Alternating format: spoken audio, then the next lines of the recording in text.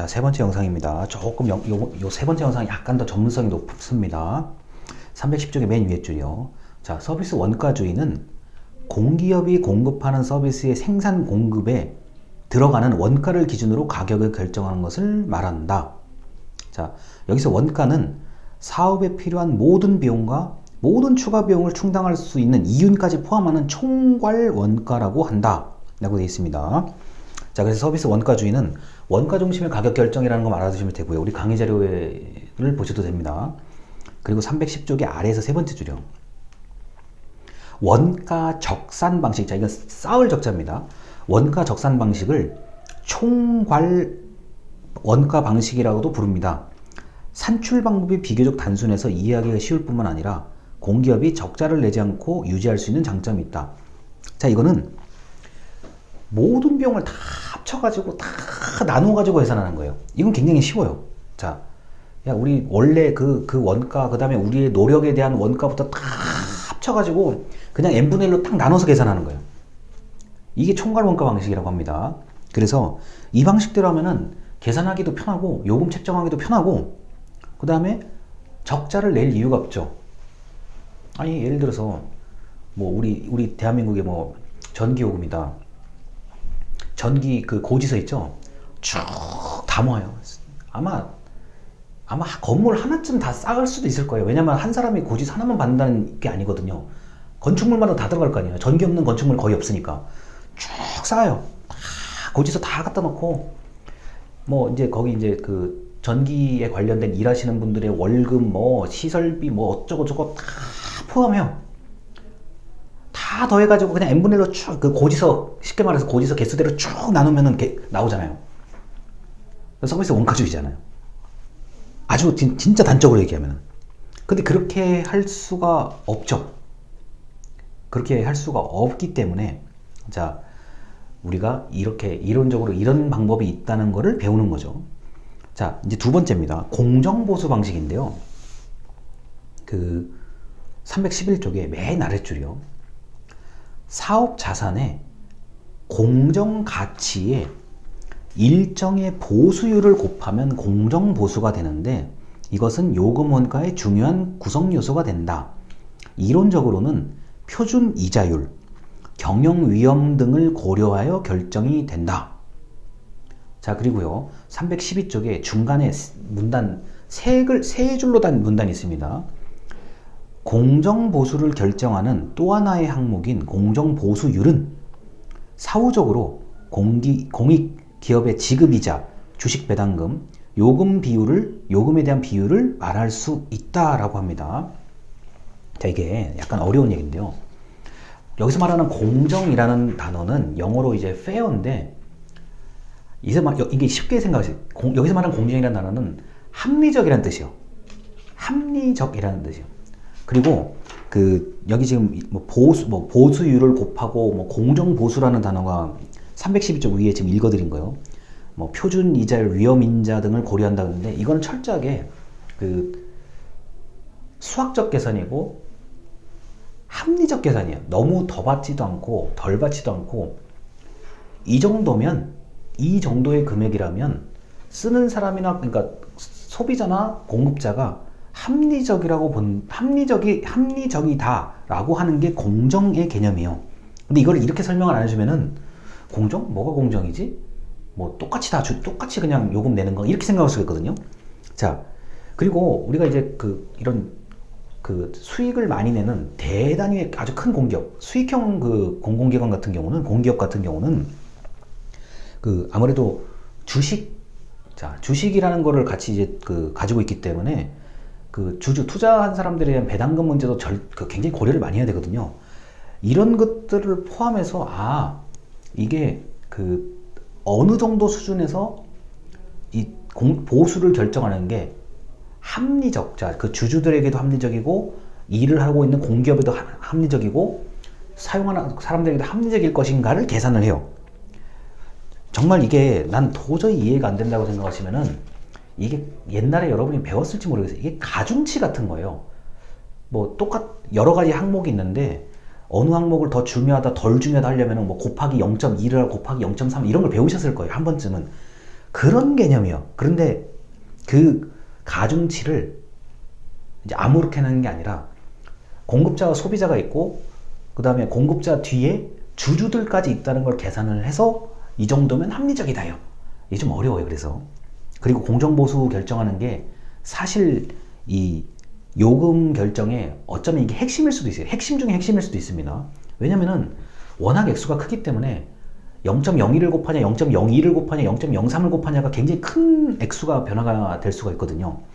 그리고 이제 313쪽 네모칸.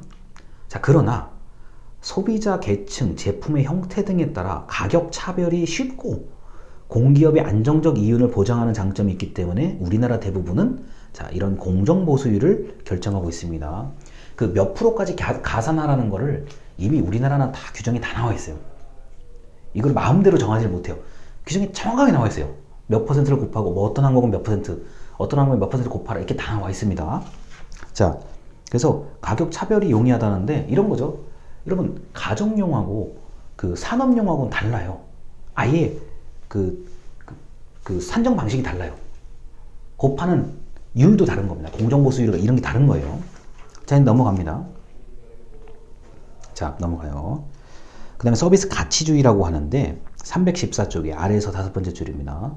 자, 서비스 가치주의는 원가주의, 방금까지 설명한 원가주의와 좀 구별이 됩니다. 서비스 가치주의는 현재 여러 가지 의미로 사용되고 있는데 수요자에 따른 차별 요금 구조를 정당화하는 의미다 라고 얘기를 해요. 자, 이 무슨 말이냐 이제 읽어 드릴게요. 요거는 수요자, 공급자 중심이 아니라 서비스를 받는 사람 중심의 가격 결정이라는 겁니다. 자, 315쪽 동그라미 1번 부담 능력이요. 부담 능력 방식은 서비스를 받는 사람의 돈을 낼 수 있는 능력을 기준으로 결정하는 방식이다. 따라서 같은 서비스지만 자, 고소득층에게 더 많은 요금을 부과하고 부담 능력이 없는 소비자에게는 낮은 요금을 부담한다 라는 경우입니다. 자, 이미 우리나라도 이런 게 조금은 있죠. 자, 내가 요금을 낼 능력이 처지가 안 되는 사람은 요금을 적게 내거나 아예 면제해 주는 것도 있고요. 이런 경우는 이미 있습니다. 우리나라에. 그 다음에 315쪽에 동그라미 2번 사회복지 확산 방식인데 사회복지 확산 방식은 자, 소비자가 어떤 서비스를 사용하는데 그 편익을 고려하여 가격을 결정한다 라고 되어 있습니다. 이는 서비스 원가나 가치를 무시하고 사회 전체의 이익을 고려한다는 것을 말한다. 예를 들어 통신사업 서비스의 가치를 평가할 경우 자, 간접적 가치를 모두 포함해야 된다는 것을 말한다. 자, 316쪽에 위에서 세 번째 줄까지입니다. 그런데 여러분 여기 지금 좋은 예가 나온 거예요. 통신 서비스라고 하죠. 저는 이거를 바로 옆에 있는 개념, 이웃 개념으로 바꿔서 얘기할게요. 여러분 인터넷 사용료 생각하시면 돼요. 인터넷 사용료를 생각하면 이 사회복지 확산 방식이 아주 금방 이해가 돼요. 여러분 제가 아마 저희 집 인터넷 한 32,000원인가 33,000원 내거든요. 한 달에. 그 정도 돈 내가지고 유튜브 동영상도 보죠. 그 다음에 지금 여러분 영상 편집도 하죠. 뭐 이메일도 하죠. 그거 가지고 업무 다 보죠. 그걸 다 합치면 직간접적인 걸 다 합치면 저는 근 300만원 이상의 효과를 보는 사람이에요. 33,000원 내고 전 300만원 이상의 효과를 보는 사람이에요. 그렇게 생각하면 돼요. 근데 저하고 비슷한 입장을 가진 사람도 있을 것이고 또 다른 입장을 가진 사람이 있을 것인데 어쨌든 전 국민이잖아요. 이게 사회복지 확산 방식 개념이에요. 통신료도 마찬가지죠. 자, 어차피 우리나라 이동통신 기업 몇 개 안 되잖아요. 경쟁을 해가지고 요금제가 수백 개예요. 제가 볼 때 요금제가 수백 개, 조합하기 나름인데 수백 개요. 자, 거기에 따라서 나는 추가 서비스 이용하면은 월 2,000원 얼마. 아니 난 그냥 오로지 전화하고 받는 거, 이른바 효도폰 같은 거예요. 그 통신요금 거의 한 만 원 조금 넘어요. 그러니까 이렇게 생각하면 이게 사회복지 확산 방식이라는 거죠. 자, 그래서 이런 게 있다는 거 정도.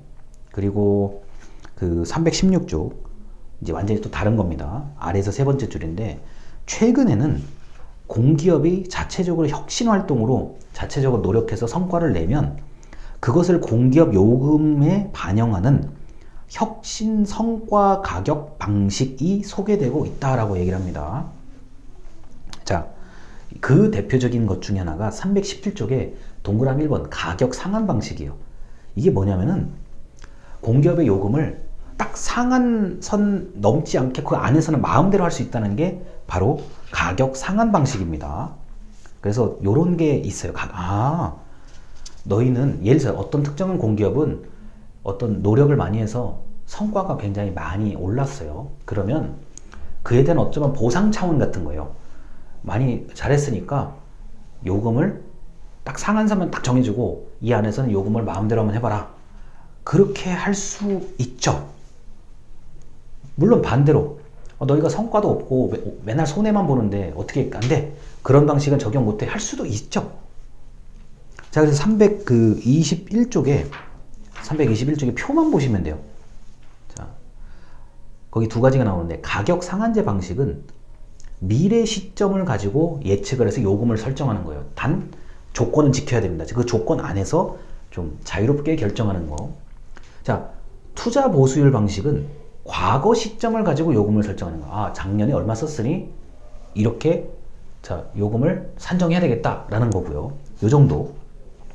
자, 그래서 이 투자 보수율 방식과 가격 상한제 방식이 이제 두 개로 나눠져 있는데 사실은 뭐 우리나라 같은 경우는 공기업은 제가 생각할 때는 그게 앞으로 망할 일이 거의 없거든요. 아주 특수한 상황 아니면은.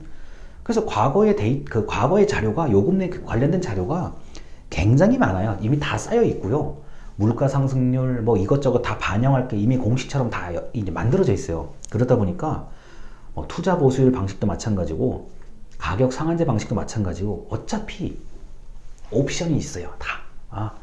이 방식을 적용했을 때 가격, 저 방식을 적용했을 때 가격이 이게 옵션이 다 나눠져 있어요. 이미요. 그래서 우리가 교과서로 이렇게 열심히 그냥 배우고는 있는 건데 제가 보기에는 이 서비스 원가주의와 가치주의 뭐 이런 것들은 공기업 더하기 사실상 공기업 뭐 이동통신이라든가 인터넷이라든가 사실상 공기업 역할을 하는 것들이 있어요. 기업들이 있어요. 뭐 버스도 그렇고요. 뭐 이런 조금 더 넓게 보면 택시도 마찬가지입니다. 택시 요금 이제 올리고 안 올리고 그 문제, 올리는 문제인데 일상적으로 이 서비스가 없으면 좀 문제가 심각하겠다라고 하는 기업까지 포함해서 생각하시면 돼요. 그리고 아까 제가 첫 영상에서 주류회사 말씀을 드렸는데 요금을 올리는 거에 대한 부담이 굉장히 큰 기업들 이거는 국민 경제에 상당한 영향을 줄 수 있는 거기 때문에 올리면 큰일 나겠다.